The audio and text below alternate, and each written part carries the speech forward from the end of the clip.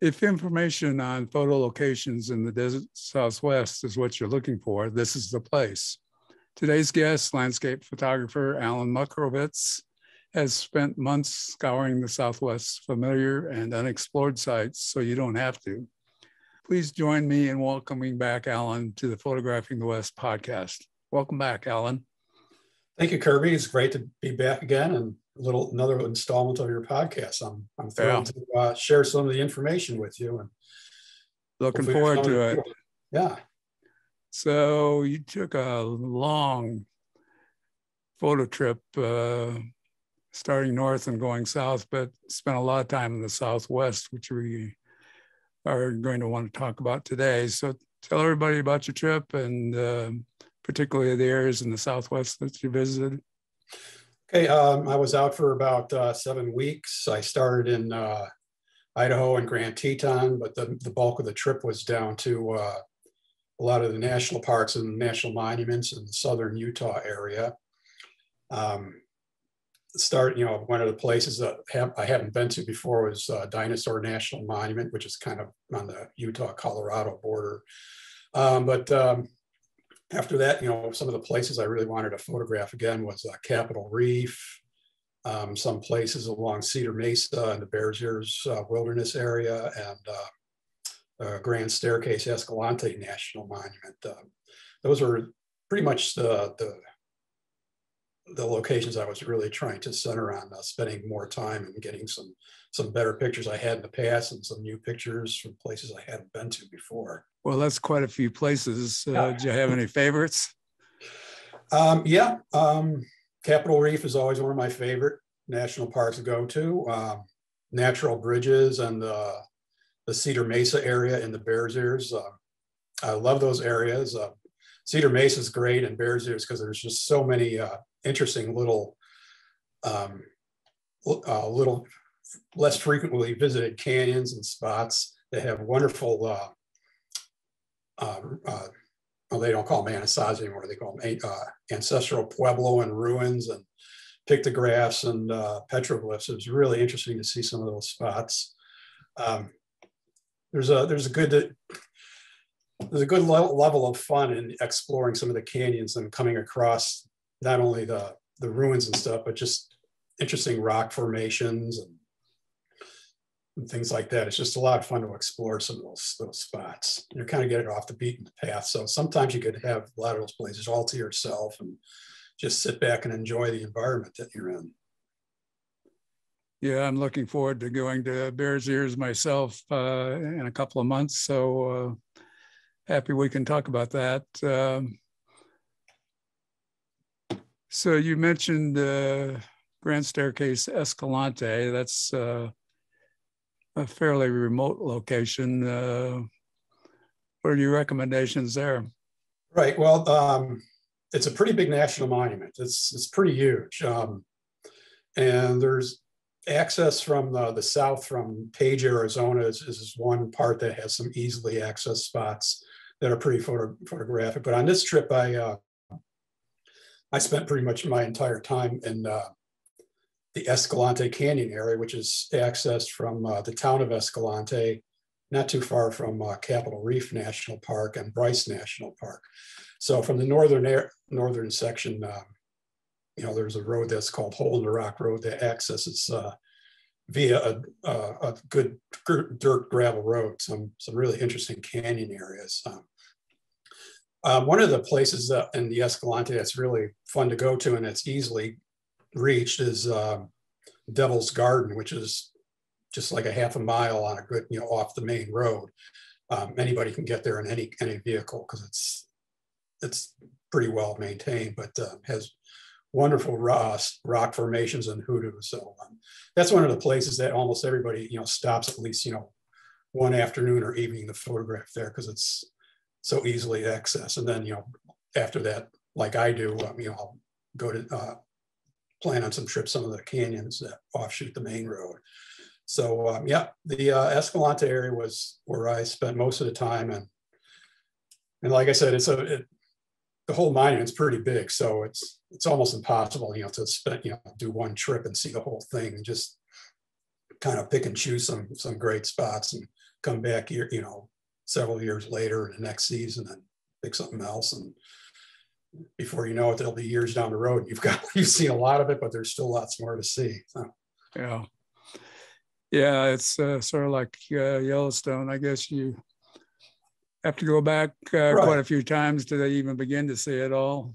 Exactly. Yeah, it's the entire Southwest. I mean, from encompassing Utah and Arizona and New Mexico. I mean, it's one of those things where you spend an entire lifetime exploring and photographing, and you still won't cover everything that's wonderful to see down there. There's so many little hidden places to check out. Right. When I was down in the Escalante, one of the main locations I did was a 4-day backpack to Coyote Gulch, which is touted as possibly the premier backpacking destination for canyons in the Southwest. And that was a wonderful backpack. Came up with some great stories and great photographs from there. So for the rest of us that aren't backpackers, what would you recommend in that location? The Devil's Garden, of course, is the more obvious one. That's easy to get to. There's no backpacking involved. It's just a little walk straight from the parking lot. There's several slot canyons that are pretty easy day hikes. There's Zebra Slot Canyon, Spooky Gulch. Forgot there's one or two other ones there, but they're easy day hikes. One thing you have to be really careful of, though, is stopping by the ranger station in the town of Escalante to check on conditions and weather forecasts, because obviously slot canyons are created by flash floods wearing away sandstone into those wonderful shapes that everybody loves to photograph. So you definitely don't want to be going down there when there's bad weather. You could be like 20, 30 miles away in the mountains, and it's nice and clear down in the slot canyon you're at, but that water comes rushing down there and you can get stuck really, really easily and it wouldn't be fun to be down there. And seriously injured, if not right. dead, I guess. The other thing regarding the slot canyons is that I found out on this trip was apparently this summer the whole Southwest had a good monsoon season, so there was a considerable amount of rain. And when I got there in the middle of late October, most of the canyons down there, the slot canyons that are just day hikes like Spooky and Zebra, they had pretty deep pools of water still in them. So there's certain years where they're nearly inaccessible to people unless you have canyoneering gear or the proper, you want to be swimming in some deep pools. Other years you might be able to get in there and there's just no water at all. So it just depends on the year. So unfortunately, some of those canyons on this trip were high on my list to photograph, but I wasn't able to get in there just because of the water conditions. Well, it was a lot of standing water. Didn't bring your scuba gear, huh? Well, I brought some river shoes and stuff, but when you're carrying photography gear, and you start wading in there and you're shin deep, then all of a sudden you're thigh deep, and then all of a sudden you're up in your waist, and you can't see how deep the water is. You don't want to be going further and submersing all your gear. Well, talk about Capitol Reef. That's one of your favorite spots and not one that's frequently visited. So what do you like there? What draws you back? Well, Capitol Reef is an interesting park in that there are a couple sections there's your main scenic road that's just south of the visitor center that has some wonderful photographic locations and a couple little canyons. They're easy day hikes to explore. There's some trails that go a little bit higher up on Slick Rock and to Hickman's Bridge are not too far from the main road. They're easy day hikes that get some really, really interesting rock formations and views for photography. And then on the other hand, there's another huge section of park that goes through Cathedral Valley. That is pretty much one of those places you definitely want to spend at least 2 to 3 days, ideally 4 days, because it's about think it's about a 60-mile from end to end on a dirt road. And there's some really great spots to photograph, but they're pretty far in. It's a pretty remote area on an unpaved gravel road. So it's not one of those places, where you could like go to, I'm going to get up in the morning, I'm going to go to the Upper Cathedral Valley and photograph the high points of the valley, and that, but there's some great monolithic sandstone forms. You can't really go there in a day and then come back, because those places are best photographed in early morning light or evening light. And it's such a quite a long, drive ordeal to get in there. And the road's easily accessible, but it's just a good distance. So yeah, that's one of the highlights of Capitol Reef National Park, is taking that drive up to the Upper Cathedral Valley. But you definitely want to have enough time to enjoy it and be there during good lighting conditions. Any other recommendations for the Bears Ear area? Natural Bridges National Monument, which is, I think it's actually, the monument is actually within the Bears Ears. I guess you could say it's a monument within a monument. I'm not really sure how that works, but it's right adjacent to it, at least. It's a small national monument. Again, it's not as visited as some of the more popular Southwest locations. It's basically, there's about a 9-mile loop road that goes around it. And there's 3 really interesting natural bridges that you could photograph, but you have to pretty much take the little pads down to the bottom of them. You could see them from the road viewpoints, but it's better off if you go down lower on the trails and take some photographs from below. So that's a wonderful place. On this trip, it was extra interesting because I was there, I got stuck in a snowstorm. So when I was there, it was the one day it was snowing all day long. And fortunately, it was just above freezing. So although it did snow all day long, pretty heavily, it didn't really accumulate a lot. So, and I was kind of hoping the next day was forecasted for some clearing. I was hoping to get some really good photographs of snow on the canyons, but it was one of those weather phenomena where the campground was snowed in pretty much all day, but the canyon areas themselves, where natural bridges was just below that area where it's just warm enough where there wasn't any snow. So I didn't really get the photographs I wanted with the snow, but it's definitely a nice, interesting little national monument to check out if you're in the area. If you're going to go down to Bears Ears, I would definitely include Natural Bridges National Monument along with Cedar Mesa and some of the other spots around there. Okay, sounds good. So what tips do you have for people that want to photograph those desert canyons that you visited? One thing I always tell people is, especially now when you're in photographing in canyon areas where, high walls and stuff, is always be aware of your surroundings, always be looking around. And I'm speaking as regarding photographic compositions and creativity. Always, look behind and look up. Some of the most interesting photographs I've photographed on this trip, and some of the canyons were views almost looking directly above me. Where you get these wonderful angles, or the walls of the canyons are making great shapes and angles. You get the blue sky and a lot of shapes. So I like looking up when I'm I'm hiking and photographing in areas like that. So when you're hiking along, always look in all directions and take your time. Don't go fast. Enjoy your surroundings, and look for interesting shapes and patterns in the sandstones and some of the mud cracks. And there's all kinds of really, really interesting things to see if you just take your time and open up your creative mind and stuff. One tip, another, if you've ever been down there before, if you haven't, is one of the best things about photographing the Southwest in the canyon is reflected light. And whereas most places to go, a blue sky day would be detrimental to photography. If you're hiking in canyons, especially slot canyons, a blue sky day is your best friend, because there's nothing to obstruct the sun from hitting the walls of the canyon, bouncing that wonderful warm red light all around you. So you get these great glows on the walls, and if you go there on a cloudy day, there'll still be color, but it'll be washed out.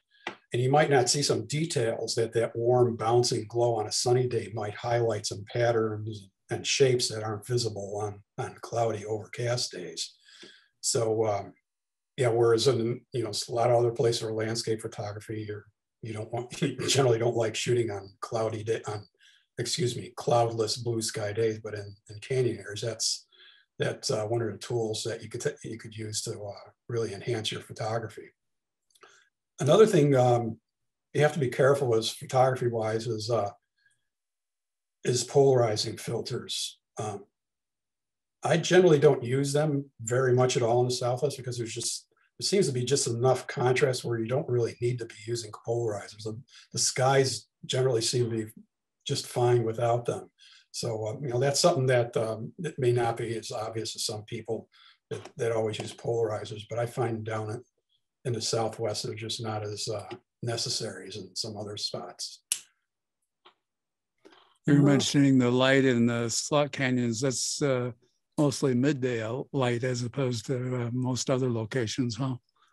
Right, yeah. And it depends on the canyons themselves. There's some canyons where just because of how tall or low the walls are, it could be best, in mid-morning. Some could be midday. Some could be, late afternoon. There was one, I think it was in the Glen, just off the road in Glen Canyon. I think it was called Leprechaun Canyon, where I went there in the morning and there was just beautiful reflective light, I think around 9 or 10. And then I went again later on in the day towards late afternoon, and there was still beautiful light, but it was on the opposite sides of the walls. So it's always, worth, checking out and doing some location scouting in advance, because some places may only be good during the midday, and other ones like this one was beautiful, had beautiful compositions, reflective light in the morning, and then later on in the day it changed to the other side, and there was also things. So yeah, it's if you have a lot of time, it's worth just checking out some spots and sitting tight and coming back later on in the day or the next day. And so yeah, it pays not to be rushing from one location to another. Try and work in as much time as you can to to really take advantage of what's available photographically. Yeah, sounds like good advice. So one of the things you have to think about when you're hiking around in the Southwest is how to stay safe. What are your recommendations aside from what we already talked about in the slot canyons and water problems? Right. Yeah. Well, obviously number one is keep an eye on the weather, know what's going on with that. Check on road conditions. Never ever go out, even on a short day hike, without carrying enough water. Water bottles or a hydration pack. Generally, when I go out, even for short day hikes, I have a hydration pack thing in my backpack. I think it takes like 3 liters of water. You take something, an energy type thing like Gatorade or whatever you want to do, use for replenish those electrolytes. Even in the fall and spring when it's cooler, the sun is pretty intense.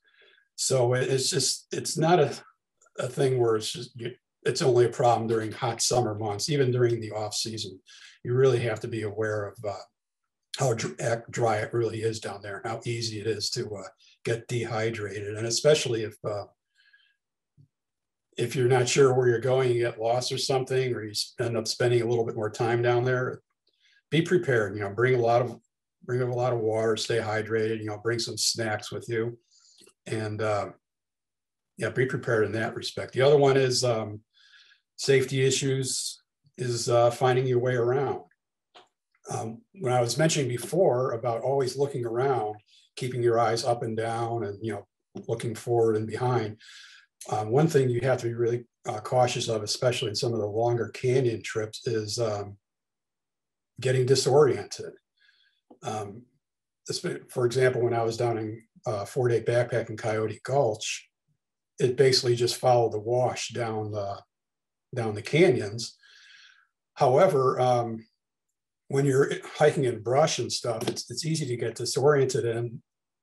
And even though you might have a map or a GPS on you, it might not show some side canyons shooting off to the side, and it's easy to get disoriented and start hiking down the wrong canyon. Like an hour or two later, it's like, no, I'm not really sure if this is where I want to go. Should I continue and stuff? And so you really have to be careful about route finding in some of the places. On slick rock areas, there may be cairns marking routes, but you really can't count on a lot of that. It's interesting hiking or backpacking in some of the canyons of the Southwest, because unlike some of your trails in national parks and Glacier Park and stuff, where they're really well marked trails with signs and it's easy to follow a trail, in the Southwest, there generally aren't many trails at all to follow. You might start out on a trail that looks easily following. You could follow it pretty easy, and then all of a sudden it disappears, and you pretty much have to rely on your route finding skills, common sense to find some places. And then generally, if you're careful, a little ways down the road, you'll start picking up signs of a trail again. But yeah, so don't expect to go with some of the really out of the way canyons and expect to find really well marked trails with signs and directional markers, because it's just not like that in a lot of the places down there.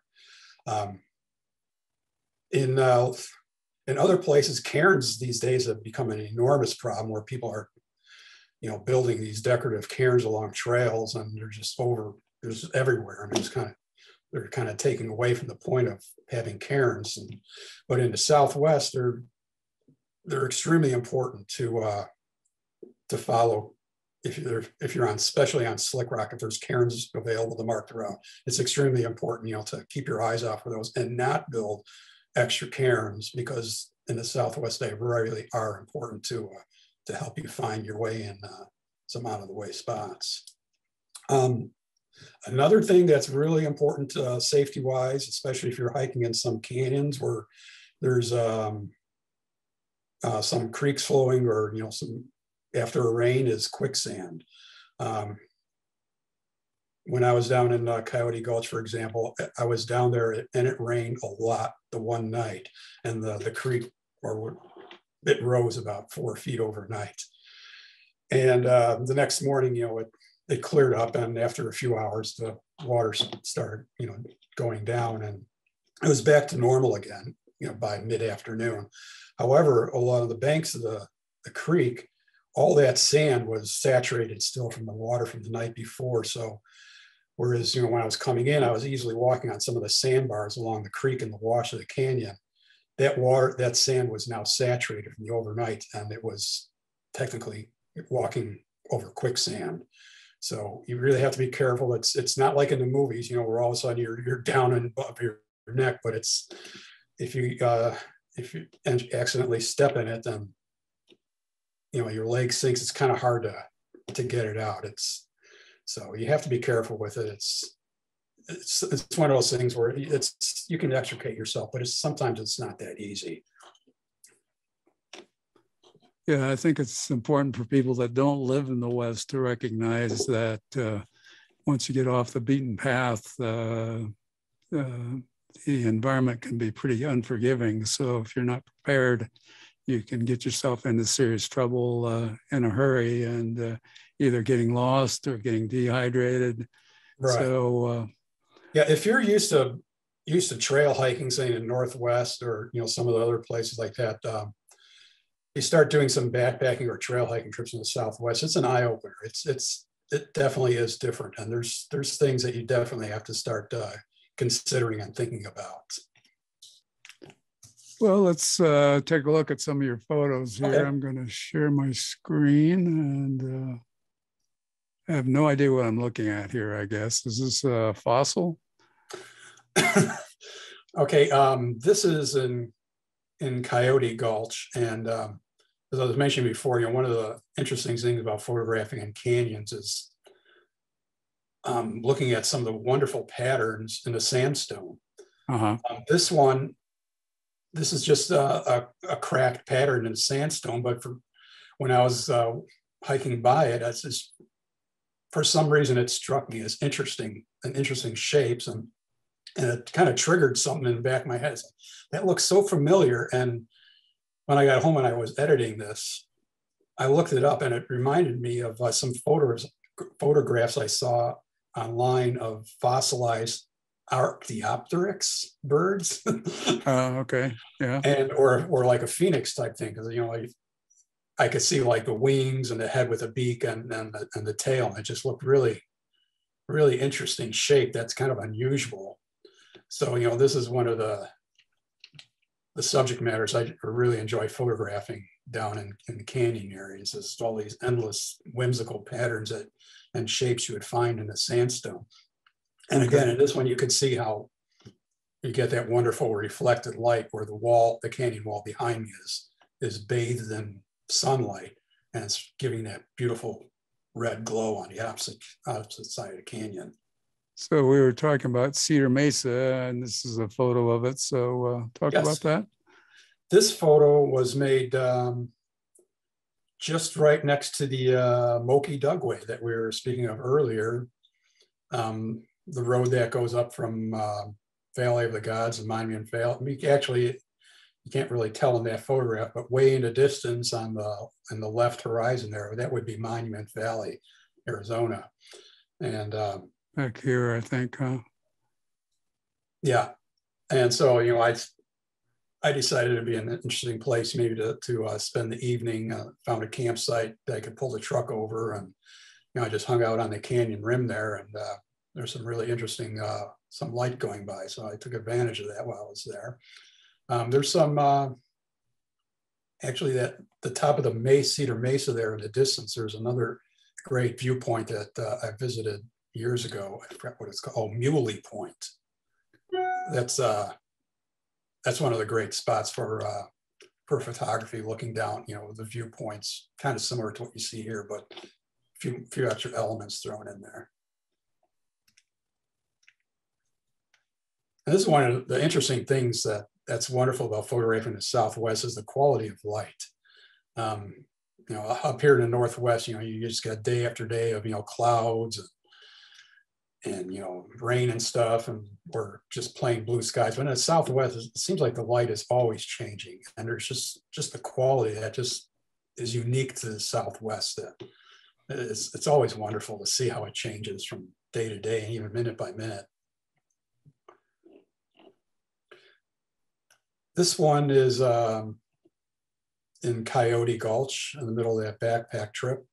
What you're seeing there is, I'm not really sure, I'm not a geologist, but I'm guessing that that monolith in the middle towards the back is the remnants of an old natural bridge that collapsed at some point in the distant past. But again, I really like this one. I love how the shapes kind of converge and make this interesting composition, with a little creek flowing in the bottom there. A nice leading line there. Exactly, yeah. And of course, one of the things I was looking forward to of going down there was fall color. The cottonwood trees, they're one of the last areas that get fall color, I think, in the country. And this was at the very end of October, and I think there was still a couple weeks away before some of the areas started getting peak color. But yeah, it's you can go there in spring and you get the bright greens of the cottonwood trees just starting to leaf out, and in the fall you get these wonderful yellows and golds that really complement some of the reds and oranges of the walls. Yeah, there's lots of amazing detail in there. The rocks over here and the rock formation here that you were talking about, plus the contrast with the walls. A beautiful shot. And again, you could see like the canyon wall behind me is sunlit, so you're getting that nice warm glow on everything you see in the photo. Right. Yeah. Kind of bounces the light around, I guess. Huh? Yeah.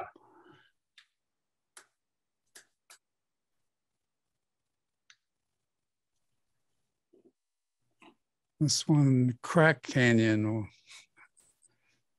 That one is in the San Rafael Reef, just about an hour northeast of Capitol Reef National Park. And this is one of my favorite canyons to visit if I'm in the area.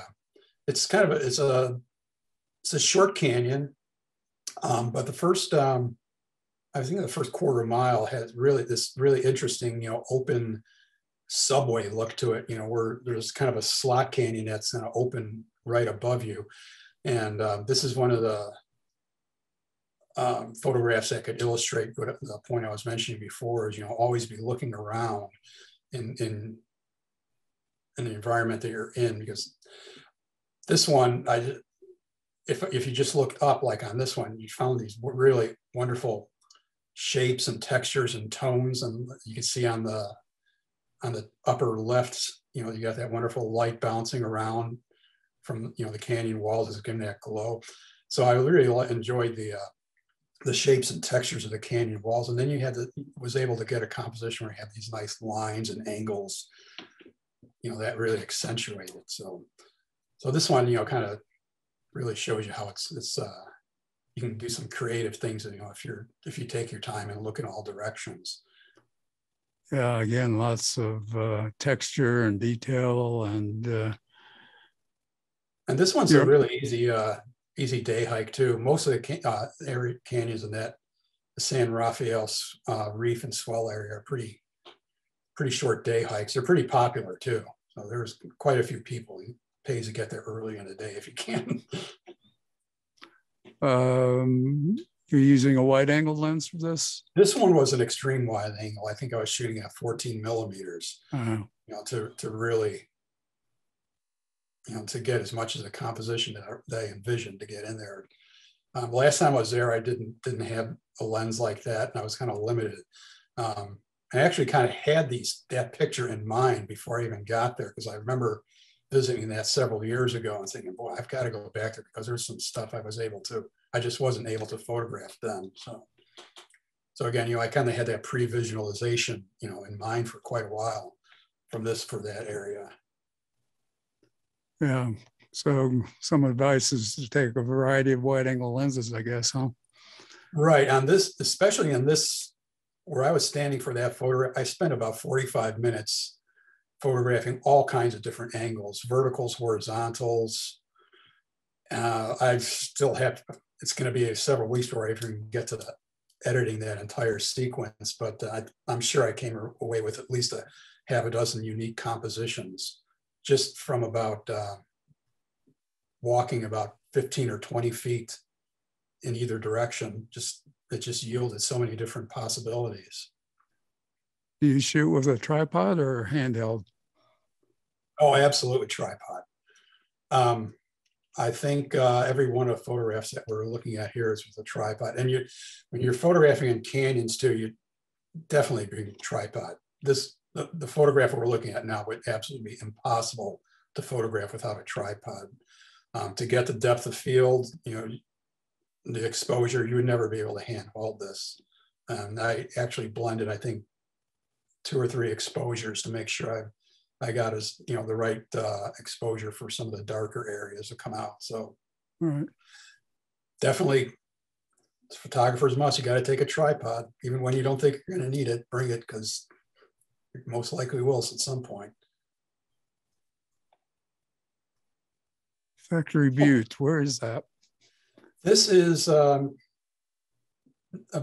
not too far from the Crack Canyon where we just looked at, and about 40 minutes northeast of Capitol Reef National Park. This is just outside of the town of Hanksville, Utah.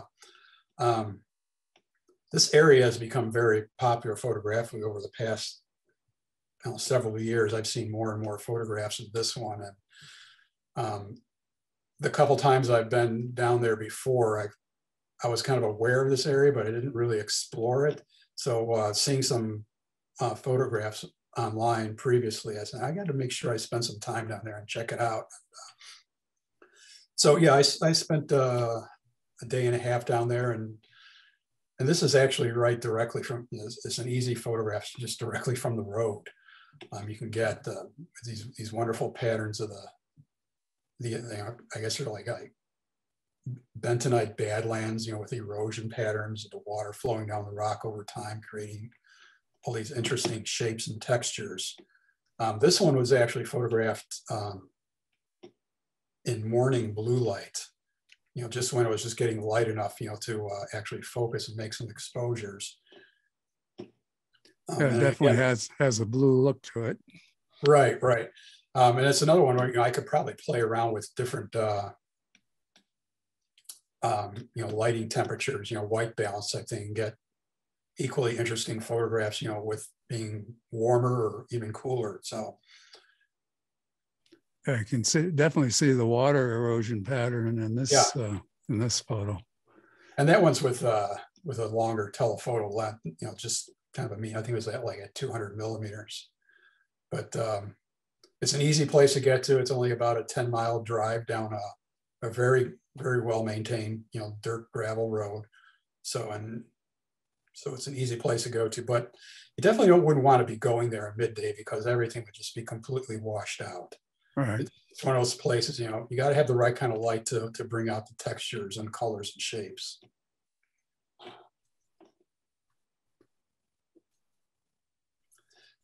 This photograph is, what's the name of it? I forgot what the name of the canyon is, but it's in the Bears Ears Wilderness, right, on Cedar Mesa. And over time, it's been nicknamed House on Fire. This is an ancestral Puebloan granary. And it's only about a 1.5 or 2 mile quick day hike down an easy wash from the main road. And as you can see, it's a really fun place, to check out because I'm guessing that the people that actually built that years ago built it with those that wonderful sandstone texture in mind. Because when the sun hits it at the right time, it has to be at a certain time of day where the sun is reflecting over on the sandstone below to bring out those wonderful colors and textures that look like flames coming out of the top of the house. All right. Yeah, that's pretty typical ancestral Puebloan architecture, I think. Right, and there's in the Cedar Mesa area, there's quite a few little places, off the beaten path where you could see ruins like this. Some of them are pretty easy to get to, and some of them are a little bit more difficult. And it's definitely worth doing some research in advance to find out where some of those places are. And one thing I should mention, I feel I'm required to mention, when you come across some of these places that you want to photograph, please be very careful that do not touch any of the walls. Don't touch any of the rock art because the oils on your hand could be detrimental. Just touching some of the walls and the art on the wall, on the rock too, it could really hasten the demise of some of these places. They're extremely fragile. So you definitely don't want to be leaning on any of the walls or climbing through the windows to see what's in. And I mean, it goes without saying, don't look for souvenirs to be taken back with you. Yeah. Over the years, the Cedar Mesa area has just been completely stripped bare of just about everything that could be walked away with. And it's just such a shame because so much rich cultural history is just gone because, people think it's just not a big deal to take a little broken piece of pot or a little chunk from a wall of something like that. Over time, that's gone. It can't be replaced. So, if you're going to visit these areas, a photograph or just look at them, just keep in mind that this is part of all of our heritage. Just be careful with it. Yeah, exactly. The pot hunters have hit this area pretty hard. Yeah, it's a shame. It really is. Fortunately, some of it has been preserved in the Edge of the Cedars Museum in Blanding. So right. If you want to see some of that type of thing, that's a great place to visit. It's a wonderful small museum, and the exhibits are just beautiful. Yeah, it definitely is. And I really have to thank you for pointing out, checking that museum out, because I really enjoyed going in there and viewing some of the artwork and pottery that's in the Cedar Mesa area. This is Matate Arch in the Grand Staircase Escalante National Monument. This is off the Hole in the Rock Road that accesses under the canyons I was talking about in Escalante. This is actually from the Devil's Garden area. The location I was saying that's very easily accessible. It's just like a half mile right off the road. The photograph you're looking at is maybe about 50 yards from the parking lot. So it's definitely one of those places where it's a must. If you're in the area, you have to go and check it out. Besides this arch, this interesting arch that's really prevalent all over the web, there's all kinds of other beautiful hoodoos in whimsical shapes that, that are great for photographic compositions. And given that, the wonderful lighting quality of the Southwest, if you get there at the right time, you can get some wonderful photographs.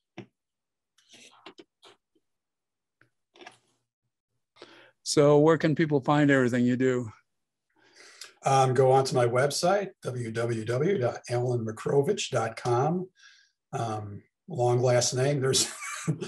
You could also go to my other site, alancrowphotography.com, which is a little bit easier to remember, CROWE. So both of those places, websites will take you to examples of my photography where you could buy prints or, book guided tours with. Okay, I'll put those links in the show notes so Okay. People don't have to figure out how to spell it. So Alan, it's been great sharing your firsthand knowledge of the desert Southwest and looking at some of your photos. I always look forward to your visits because you go to some unique places and take some wonderful photographs. Well, thank you, Kirby. I was thrilled to be back again. It's always nice doing podcasts with you. I'm glad I had the opportunity to share some highlights and information on this wonderful trip. Yeah, sounds like a wonderful trip. I'm envious. So Photographing the West is published on the 15th and 30th of each month. Please do me a favor and subscribe to the podcast wherever you listen or watch. If you enjoy these podcasts, please consider using the affiliate links in the show notes whenever you buy camera gear or outdoor gear in general. Bye for now. We'll be back on December 30th with nature and wildlife photographer Diana McPherson. See you then.